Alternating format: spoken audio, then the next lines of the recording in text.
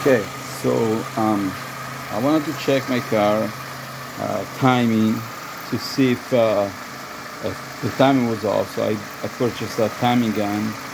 Um, this is a '96 Toyota Camry, manual transmission. But it doesn't matter. It's a four cylinders, 2.2 engine. Important thing is if you're checking your timing, then first you're gonna jump T1 and E1 like so. So that's, make sure if you can see it, T1 and E1 inside there. So T1 and E1 jumps over here. Okay. Then you need to attach the timing lead to plug wire number 1, like so. And obviously your positive and negative leads to the battery. And then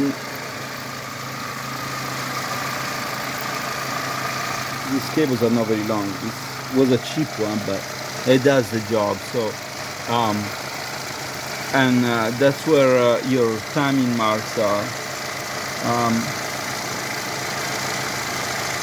However, as you can see, I don't know if you can see it on this video, but it looks like the timing is correct. It's on 10 before that top center, so that's the correct timing. Does not need to be adjusted. However, if the timing needed to be adjusted on a '96 Camry, all you have to do is loosen up the bolt right there, and that's it. I believe it's 14 millimeters, and then just adjust it accordingly. But anyway, this is how you do the timing on a Toyota Camry '96. Should be about the same on 92 to 95.